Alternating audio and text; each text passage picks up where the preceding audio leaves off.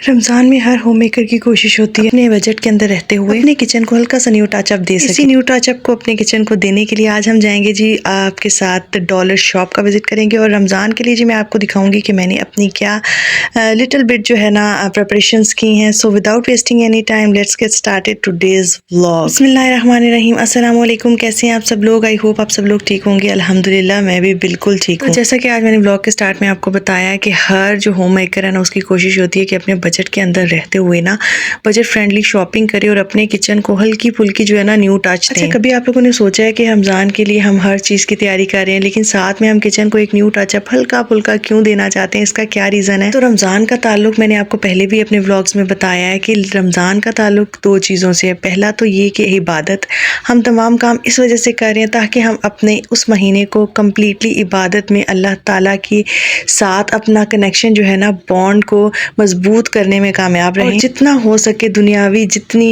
चीज़ों में हम हमेशा पूरा साल बिजी रहते हैं उनसे हम थोड़ा सा साइड पे होके अल्लाह ताला की इबादत दिल से कर सकें और बिल्कुल सुकून से कर सकें। और दूसरा ताल्लुक आ जाता है जी किचन से। किचन के साथ इसलिए उसका ताल्लुक है रमज़ान का कि अगर आप ये चीज़ फील करें या आप ये चीज़ समझें, बेसिकली हमारा घर वालों के लिए मील प्रिपरेशन करना, घर वालों के लिए ये तमाम काम अपने और उनके लिए भी आसान बनाना, ये भी एक इबादत है कि हम लोगों ने रोज़ा रखा होता है। उसके बाद भी उससे पहले हम सारा अपने आप को एक टफ टाइम देकर ना होम मेकर्स तैयारी कर रही होती हैं और घर के लिए हर चीज़ प्रिपेयर करती हैं।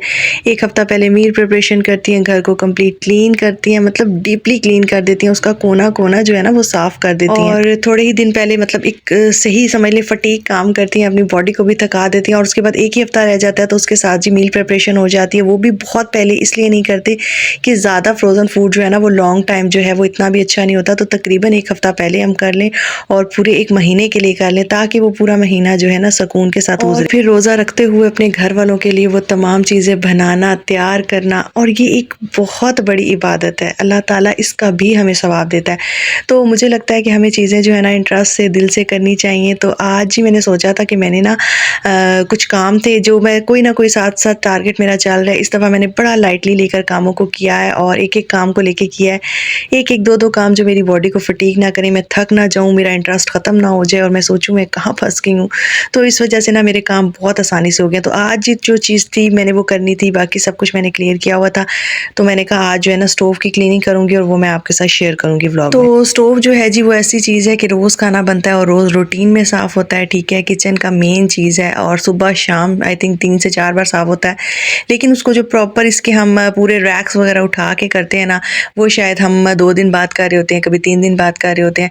तो आज ना ये रैक्स बेसिकली ब्लैक छोड़ने का मकसद भी यही था ताकि स्टेन्स कुछ मैं आपको दिखा सकूँ। अच्छा, लास्ट व्लॉग अगर आप लोगों ने मेरा देखा हो उसमें मैंने आपको एक बजट फ्रेंडली जो है ना क्लीनर बनाना बताया है फ्रिज क्लीनिंग के लिए। बेसिकली वो क्लीनर ही आप स्टोव पे यूज़ कर सकते हैं। अगर किसी ने मेरा लास्ट व्लॉग नहीं देखा तो लिंक मैं डिस्क्रिप्शन में ऐड कर दूंगी, काइंडली जाके लास्ट व्लॉग को चेक कर लीजिएगा। और यहाँ पे साथ साथ मैं आपको बताती चलूँ, आपने कोई भी डिश वॉशर लेना है, थोड़ा सा few drops of sulphonic acid यानी कि काला तेल लेना है और पानी लेना है, उसको मिक्स करना है और उसको थोड़ी देर आपने स्टोव के ऊपर डाल के रख देना है। Means you have to leave it for at least 10 to 15 minutes. आप देखेंगे उसके बाद ये स्टेन्स आपने हल्का सा स्क्रबर यूज़ करना है और आपके स्टेन इस तरह से रिमूव होंगे ना जिससे आप लगेगा कि जैसे कोई मैजिक हो चुका है। अच्छा, लास्ट कुछ मंथ्स पहले जब मैं अपनी सिस्टर के घर गई थी तो जब मैं वापस आई तो ये जो इनके रैक्स होते हैं ना इनके ऊपर मुझे नहीं पता आग की वजह से हुआ या क्या हुआ, मुझे ऐसा लगता है किसी ने प्रेस करके ना इसको थोड़ा सा जो है वो प्रेस किए जिसकी वजह से आग बाहर आती है और वो आग के भी बहुत बुरे स्टेन्स से पड़ जाते हैं। तो बस यहाँ पे चूल्हा थोड़ा सा गर्म भी था तो मैं बड़ा ही जो है ना तरीके से हैंडल कर रही हूँ क्योंकि अपनी सेफ्टी भी बहुत ज़रूरी है। हर चीज़ का काम करते हुए अपना ख्याल ज़रूरी है। अगर मैं बीमार पड़ जाऊँगी तो फिर ये काम कैसे होंगे? जब भी ये वाला आपने क्लीनर यूज़ करना है तो मस्ट यूज़ ग्लव्स। मैं बहुत तरीके से यूज़ कर रही हूँ, इस वजह से मुझे जो है ना अभी मेरे पास ग्लव्स अवेलेबल भी नहीं थी इसलिए मैंने ग्लव्स नहीं पहने हुए। क्योंकि यहाँ पे अगर हाथ पे कोई भी ज़ख्म हुआ हो, आपको कोई भी पिंपल निकला हो तो उस पर ना बहुत ज़्यादा आपको मिर्चें सी लगने लगती हैं और बहुत ज़्यादा जलन होने लग जाती है। तो ये रीज़न था। और हम होम मेकर ना कोई जुगाड़, कोई ना कोई ऐसी चीज़ें, कोई ना कोई ऐसी टिप्स, कोई ना कोई ऐसे गैजेट्स जो हैं वो यूज़ करती रहती हैं। तो यहाँ पे जी आज मैं आपको दिखाऊंगी एक ब्रश। काफ़ी टाइम से मेरे पास पड़ा था जब मैं अपनी सिस्टर के घर गई थी गुजरात, तो उनके पास था। और बहनें जो है ना बहुत ही खूबसूरत रिलेशन अल्लाह ताला ने बनाया। अल्लाह ताला मेरी दोनों बहनों को सेहत भरी खुशियों भरी लंबी ज़िंदगी दे, उनका साया उनकी औलाद पे कायम रखे और मेरा साया भी मेरी औलाद पे कायम रखे।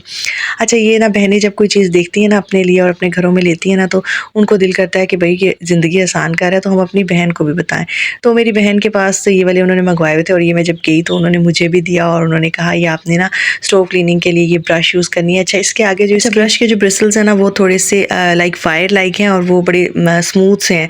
तो बेसिकली जो इसके ऊपर आप रैक रखते हो ना, आगे मैं आपको वीडियो में दिखाऊंगी भी इसको, तो यहाँ से तो मैं स्क्रब से क्लीन कर रही हूँ क्योंकि ये एरिया थोड़ा बड़ा होता है तो वो छोटी सी ब्रश के साथ फिर ईजिली नहीं होता।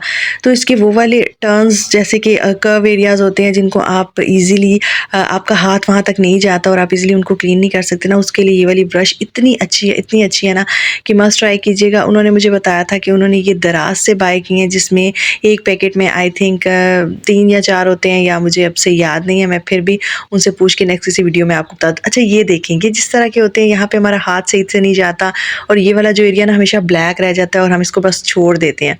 तो ये इतने ईजिली इस ब्रश से साफ़ हो रहे थे, इतने मज़े से, और मैंने कहा ये तो बिल्कुल जी सेविंग ऑफ टाइम है जी। टाइम इतना अच्छा आपका इससे सेव हो जाता है कि वो चीज़ जल्दी क्लीन हो जाती है। तो इस तरह की छोटी-मोटी चीज़ें जो आपकी ज़िंदगी को आसान बनाती हैं ना, मुझे लगता है वो लेनी चाहिए। अच्छा, पहले ऐसा होता था जब मैं मार्केट जाती थी ना तो कोई चीज़ मुझे अच्छी लगती थी तो मैं बाय कर लेती थी और बाद में थोड़ा टाइम के बाद मैं बैठ के देखती थी कि मुझे तो ऐसा लगता है कि जैसे शायद मुझे इस चीज़ की ज़रूरत ही नहीं थी और मैंने वैसे ही लाइक यूज़लेस बाय कर लिया। अब जब थोड़ी सी मैच्योरिटी इंसान में आती है ना तो अब मेरे माइंड में ये चीज़ होता है कि कोई भी चीज़ जो है ना आपने एक तो यूज़लेस बाय नहीं करनी, ठीक है, और इसी तरह आपने इसे मनी को ना अपनी सेव करना है। तो फिर मैं क्या करती हूँ, अब मैं घर में वही चीज़ें लेके आती हूँ जिनकी मुझे ऐसा ज़रूरत होती है। जो यूज़लेस थिंग्स होती हैं वो मैं कभी भी घर में क्लटर नहीं करती, फिर उससे बहुत ज़्यादा चीज़ें जो है ना वो जमा हो जाती हैं और घर में जितनी ज़्यादा चीज़ें आप वेस्टलेस यूज़लेस लाएंगे ना, आपका क्लटर उतना ज़्यादा होगा घर के अंदर। और जो हमारे माइंड में एक थिंकिंग होती है कि शायद ये चीज़ यूज़ हो जाएगी, शायद ये चीज़ कभी यूज़ हो जाएगी, वो शायद कभी भी नहीं आता और कभी भी हम उस चीज़ को यूज़ नहीं करते, बस घर में एक उस चीज़ का मैस पड़ा रहता है।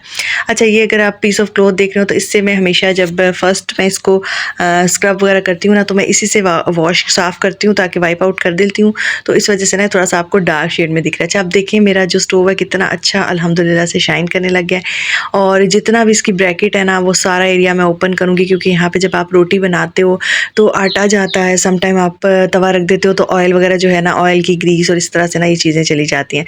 अच्छा, फिर एंड में मैं इसको एक टिश्यू पेपर लूँगी और उसके साथ मैं इसको वाइप करूँगी तो आप देखेंगे कि जो चूल्हा है ना वो ऐसे हो जाएगा जैसे कि नया चमकता धमकता है। तो मेरी कोशिश ये होती है जब भी मैं कुछ बनाने लगूँ, क्योंकि कंटेंट क्रिएटर का भी है कि वो वीडियोस बनानी होती हैं, तो मैं जब भी किचन में आती हूँ तो सबसे पहले मैं स्टोव का इर्द गिर्द का एरिया सारा एक दफ़ा उसको दोबारा, बेशक वो क्लीन हो, उसको मैं दोबारा क्लीन करती हूँ और उसके बाद जो भी मेरा कुकिंग प्रोसेस होता है वो मैं स्टार्ट और शायद मुझे ये करना अच्छा भी लगता है और चीज़ें साफ़ सुथरी होना तो आपको अच्छा लगता है, काम करने का दिल करता है, आप बहुत इंटरेस्ट से काम करते हो। बस जी, फिर उसके बाद सारी ब्रैकेट्स वगैरह वॉश मैंने की थी और उसके बाद उनको ना मैं उनकी जगह पे लगा दूंगी। और ये ब्रश है मैं दोबारा आपको दिखा रही थी, मैंने कहा आप लोगों को सही से पता चल जाए, आपको इसके ब्रिसल्स भी सही से दिख जाएं। तो ये देखिए, ये बिल्कुल टेढ़े भी नहीं होते, काफ़ी हार्ड होते हैं। जब आप लोग बाय करेंगे ना तो तब आपको अंदाज़ा हो जाएगा। तो बस जी, फिर उसके बाद हम चीज़ें इसके ऊपर लगा देंगे और हमारा जो चूल्हा है ना वो ज़बरदस्त सा रीन्यू हो जाएगा। और इसी तरह से ज़रूरी नहीं है कि घर में हर रोज़ हर नई चीज़ आए, तो हम जब पुरानी चीज़ों को भी साफ़ रखते हैं ना तो वो अच्छी लगती थी। अच्छा जी, उसके बाद फिर शाम में मैं जब भी ममा आती है ना तो हम डॉलर शॉप का लाजमी विजिट करते हैं, तो कोई ना कोई नई चीज़ आई होती है, एक दो मैं करके बाय करती रहती हूँ। तो अच्छा, ये कूलर्स थे तो मुझे इतने अच्छे लग रहे थे, काफ़ी टाइम पहले हमने देखे थे, लेकिन इतना रीज़नेबल एक कूलर हमें मिला था जूस के लिए, तो वो ऑलरेडी हम बाय कर चुके थे। ये खैर वैसे ही मैंने अपने हस्बैंड के लिए वीडियो क्लिप लिया था कि इनकी प्राइसेस क्या हैं। अच्छा, डॉलर शॉप पे काफ़ी चीज़ें थी, काफ़ी क्रॉकरी होती है और मुझे लगता है कि काफ़ी रीज़नेबल होती है। वो लोग जो बड़ी शॉप से बाय नहीं कर सकते ना, एटलीस्ट वो अपने दिल की ख्वाहिश तो पूरी कर लेते हैं। हमारी विश लिस्ट बहुत ज़्यादा होती है, लेकिन कहीं ना कहीं हम अपने बजट में रहते हुए ना हमारी कोशिश होती है कि जो भी हम बाय करें ना वो ज़रूरत का हो। और मेरी वीडियोज़ का हरगिज़ मकसद ये नहीं होता कि किसी को डिसहार्ट किया जाए, मेरा कोशिश ये होती है कि दूसरे की हेल्प हो, उसको पता चले कि भाई चीज़ें रीज़नेबल भी मिलती है। अच्छा, ये वो शॉपिंग थी जो मैंने अपने रमज़ान के लिए बाय की थी, जो चीज़ें मेरी किचन में नहीं थी और लिटिल बिट सी चीज़ें हैं, लाइक किचन टॉवल मैंने छोटा सा लिया था। इसके अलावा मेरे बेटे ने कुछ अपनी चीज़ें ली थी, छोटा सा लैंप लिया था, अच्छे लगते हैं लाइट वगैरह जो है ना किचन में आपको लगाएं या आप कमरे में रखें तो बड़ा अच्छा एक डिफरेंट सा टच आता है, या नमाज एरिया में आप अपने रख लें। तो ये मेरी लिटिल बिट सी शॉपिंग थी। आपने भी कमेंट सेक्शन में बताया कि आप लोगों ने भी मेरी तरह छोटी छोटी शॉपिंग की। यही था मेरा आज का व्लॉग। अगर व्लॉग थोड़ा सा भी अच्छा लगा हो तो जाने से पहले चैनल को सब्सक्राइब कीजिएगा, वीडियो को लाइक और शेयर अपने प्यारों के साथ ज़रूर कीजिएगा ताकि किसी की हेल्प हो जाए। Thank you so much. अल्लाह हाफिज़।